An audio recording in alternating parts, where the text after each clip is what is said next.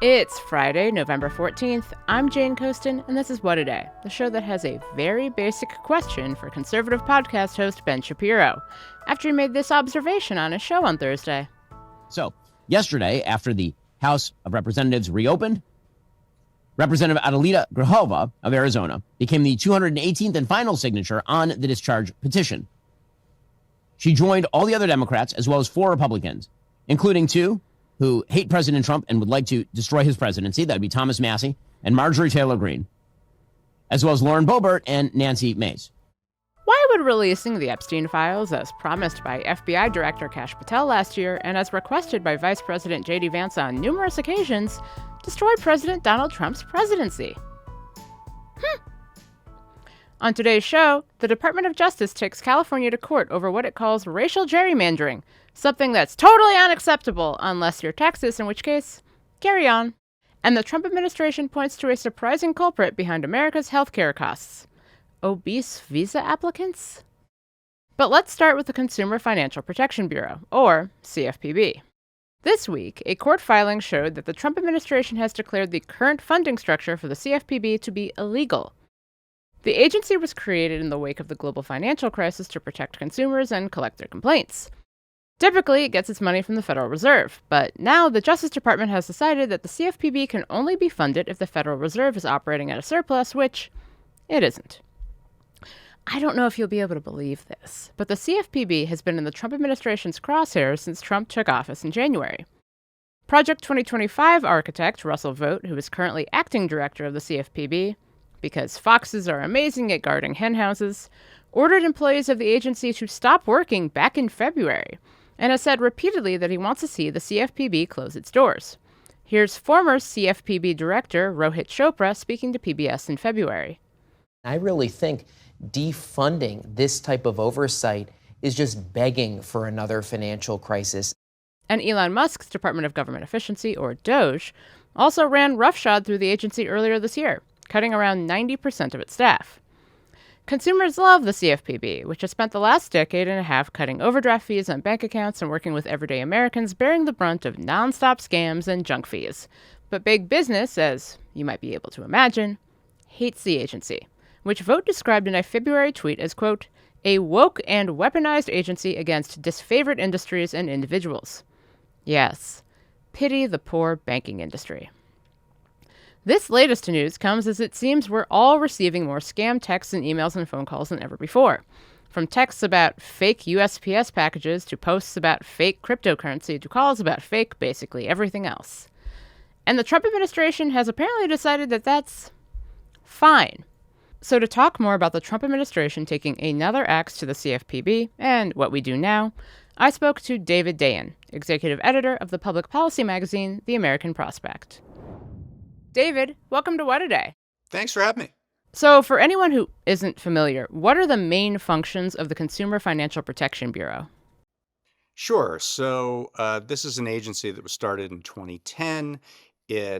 Prior to that, consumer protection regulations, whether it's about mortgages or student loans or auto loans or anything that is a major financial transaction in the economy, those regulations were spread out across a number of different agencies. And the goal of the CFPB was to put them all in one agency with the sole mission of protecting consumers, no other sort of countervailing ideas that were involved. And it's been quite successful until about February of this year. Yeah, you wrote about this, that a legal filing this week revealed that the Trump administration has decided that the CFPB's funding mechanism is illegal because it wants to block the CFPB from receiving funding from the Federal Reserve. Can you explain the legal argument that the White House is attempting here? Yeah, this is a hack argument that has been put together for years now. Most courts have just sort of dismissed it, but it's coming up again. And here's the concept. So the way that the CFPB is funded is, and this is in the statute, it says it comes from the earnings of the Federal Reserve Board. So at the time that CFPB was established, the Fed was making tons of money, basically for a lot of different reasons, but it had a very large balance sheet with a lot of interest-bearing securities on its books. That has changed, and since 2022, the Fed has actually lost money. And so what the government is saying is that, well, the Fed is losing money, and therefore it doesn't have any earnings, and therefore the CFPB can't take money out of the Fed because there are no earnings it can take it from. It's very, very specific kind of textual reading. And to believe this argument, you have to believe that when Congress established the CFPB, it was thinking that we would only regulate consumer protection in years that the Federal Reserve turns a profit. That somehow those things would be tied together. And in years where the Federal Reserve didn't turn a profit, oh, well, you're going to get scammed on your mortgage. This is a ridiculous argument, and I just can't see a judge saying, you know what, you're right. Legally speaking, there's no way for consumer protection to go on unless the Federal Reserve is a money-making operation, and so we're just going to let you go with that. My suspicion is that they will say, no, you actually have to ask the Federal Reserve for the money. This filing is new to you and I, but the effort by the Trump administration to dismantle the CFPB is not new. This has been going on basically since Trump took office in January. And I know this seems like kind of an obvious point, but why do they want to dismantle the Consumer Financial Protection Bureau?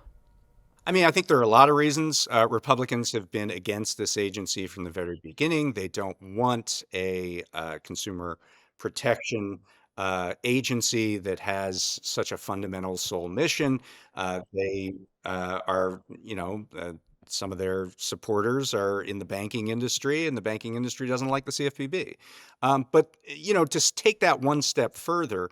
One of the things that the sort of new right tech industry is interested in is using their platforms as payment mechanisms. So Elon Musk wants to turn X into the everything app. And one of the things he wants to do is have it be sort of a financial app that you can, make payments and move things from one place to the other. What they really don't want is the CFPB to regulate them for that. And so right before the election and shortly thereafter, you saw all these people like Mark Andreessen and Elon Musk go after CFPB specifically because under Rohit Chopra, who was the previous director in the Biden administration, they were looking at these non-bank participants like Facebook, like Google, like potentially Twitter/X, to see if they needed enhanced regulation if they were going to be getting into the financial system.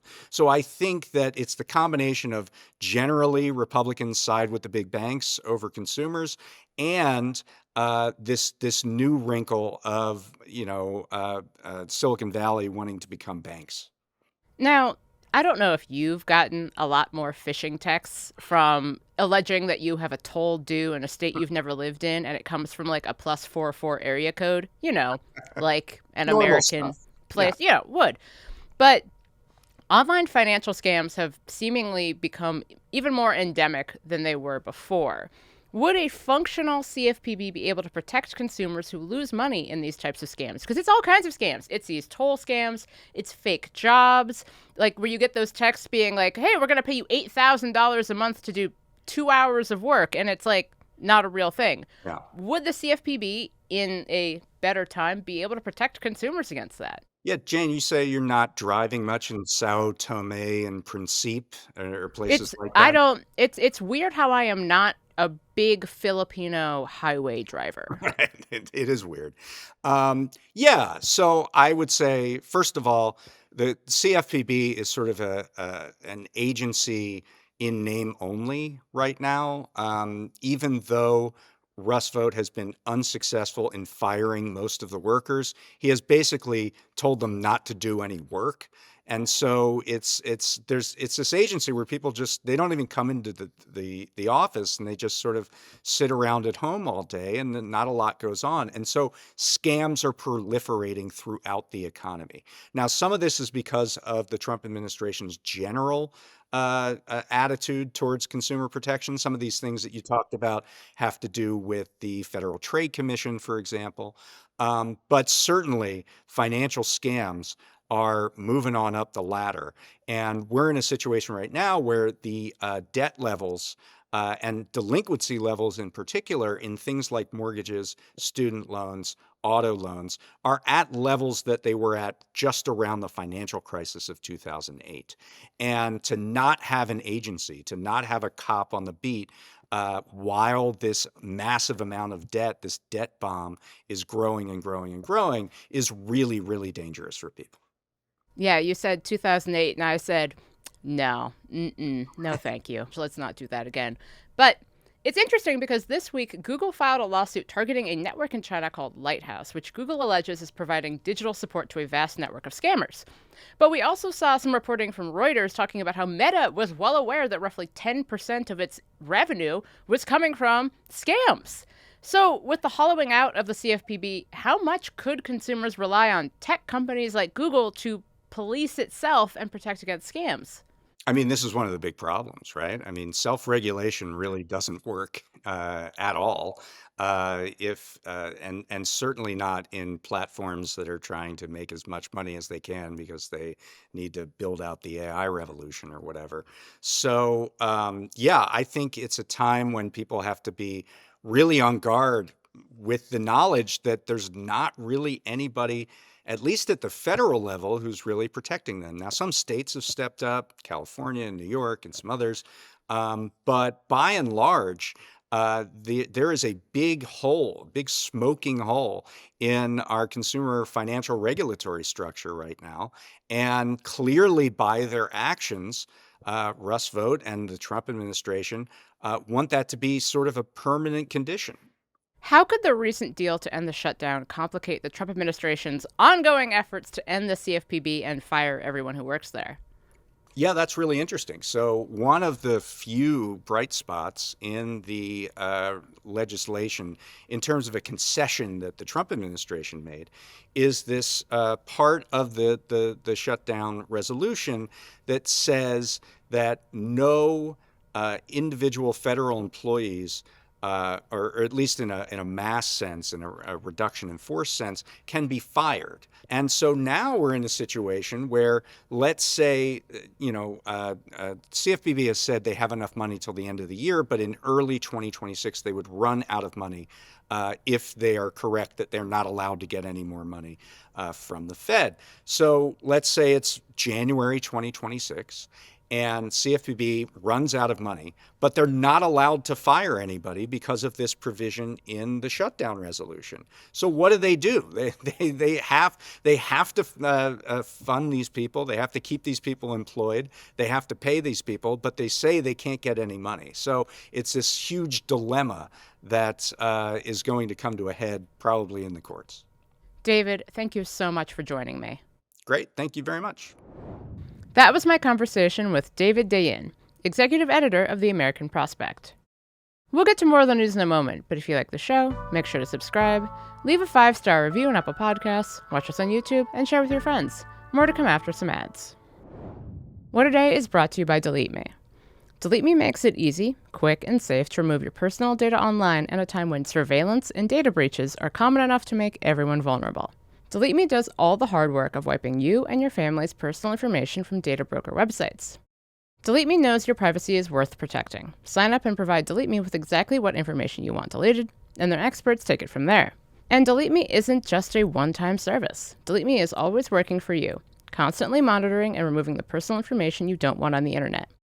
The New York Times Wirecutter has named Delete Me their top pick for data removal services. As someone with a very active online presence, privacy is really important to me. And even if you've never been a victim of identity theft or doxing, you probably know someone who has. Take control of your data and keep your private life private by signing up for Delete Me, now at a special discount for our listeners. Get 20% off your Delete Me plan when you go to joindeleteme.com/WAD and use promo code WAD at checkout. The only way to get 20% off is to go to joindeleteme.com/WAD and enter code WAD at checkout. That's joindeleteme.com/WAD, code WAD. Here's what else we're following today. Headline. And the household survey wasn't conducted in October, so we're going to get half the employment report. We'll get the jobs part, but we won't get the unemployment rate, and that'll just be for 1 month. White House economic advisor Kevin Hassett said Thursday that the government will still release October's jobs report, but without an unemployment rate thanks to the weeks-long shutdown. The record 43-day shutdown halted data collection, processing, and publication across key federal agencies, including the Labor Department's Bureau of Labor Statistics and the Commerce Department's Census Bureau and Bureau of Economic Analysis. But Hassett doesn't just quit when the going gets tough. But yeah, it is true that we probably will maybe be able to concoct something, but we'll never actually know for sure what the unemployment rate was in October. Concoct something? That's not how numbers work. The October jobs report is not a witch's brew. Hassett told reporters that the shutdown cost roughly $15 billion a week and shaved 1% to 1.5% off economic growth, eliminating an estimated 60,000 private sector jobs. The data gap comes as the BLS still has no Senate-confirmed director after Trump fired Erica McIntyre earlier this year over disappointing July jobs numbers. His chosen replacement, E.J. Antony, was nominated and then quickly withdrawn. At this point, maybe Trump and Hassett should skip concocting the unemployment rate and start concocting a BLS director. The Justice Department has sued to block new congressional district boundaries approved by California voters. It joins a court battle that could play a huge role in which party wins control of the U.S. House in 2026. The complaint filed Thursday targets the congressional map pushed by Democratic Governor Gavin Newsom and approved by California voters last week. Proposition 50 is a constitutional amendment temporarily changing the congressional boundaries. The aim is to give California Democrats a chance in next year's midterms to win 5 seats that are currently held by Republicans. And to be clear, it's literally just a response to a similar Republican-led effort in Texas, backed by none other than Trump himself. Republicans there have rejiggered districts in hopes of picking up 5 seats of their own ahead of the midterms. If Texas can do it, why can't California? The Trump administration, now clearly feeling threatened, joined the California Republican Party in challenging the state's new map. The DOJ is accusing California of racial gerrymandering and is asking a judge to prohibit the state from using the map in any future elections. Governor Newsom's press office said in a tweet, quote, "These losers lost at the ballot box, and soon they will also lose in court." So today we are announcing that we are going to be handing out bonus checks of $10,000 to TSOs, to agents who work for TSA who served with exemplary service. On Thursday, Secretary of Homeland Security and omnipresent airport specter Kristi Noem handed out $10,000 bonus checks to select Transportation Security Administration agents who work through the record-long government shutdown. Standing in front of a dozen TSA agents at Houston's George Bush Intercontinental Airport, Noem said the payments were meant to help workers, quote, get back on their feet after more than 6 weeks without pay. Noem praised TSA agents who, quote, showed up each and every day. Noem then went on to hand out physical checks to TSA agents. So with that, Rico, I want to present to you a check and say thank you from the American people. Appreciate it. Ashley, thank you. Bearing in mind that's the first time Noem has said thank you and Rico in the same sentence, no one knows how many workers will actually get checks or the full criteria DHS used to pick them, other than them being within arm's reach when Noem spotted a camera.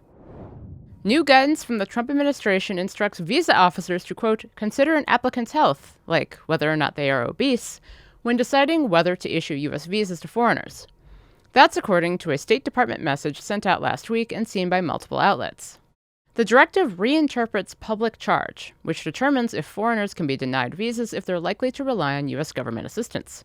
While federal law already required those seeking permanent residency or legal status to prove they wouldn't be a public charge, the new guidelines appear to go even further. According to KFF Health News, the cable mentions medical conditions including cardiovascular diseases, respiratory diseases, cancers, and diabetes, and notes that they can, quote, require hundreds of thousands of dollars worth of care. The guidelines also encourage visa officers to consider whether an applicant is obese, noting that obesity can cause asthma, sleep apnea, and high blood pressure. But I guess we shouldn't be surprised by the new rules. A State Department spokesperson told Axios, quote, it's no secret the Trump administration is putting the interests of the American people first. Adding, quote, this includes enforcing policies that ensure our immigration system is not a burden on the American taxpayer.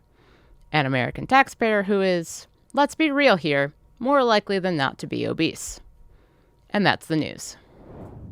Before we go, the Runaway Country team got an exclusive interview with Hassan Piker about the right's embrace of Nick Fuentes and what it says about how Democrats and Republicans are both losing their footing. You can listen to that episode and more by subscribing to Runaway Country with Alex Wagner wherever you get your podcasts or watch on YouTube. That's all for today. If you like the show, make sure you subscribe, leave a review, enjoy a Russian AI robot falling down during its big debut, and tell your friends to listen. And if you're into reading, a Not Just About AI doll, Russia's first humanoid robot, keeling over this week in a manner familiar to anyone who has ever fallen up the stairs. Like me, What A Day is also a nightly newsletter. Check it out and subscribe at crooked.com/subscribe. I'm Jane Coaston, and yes, AI robots might kill us all. But first, they need to hash out walking.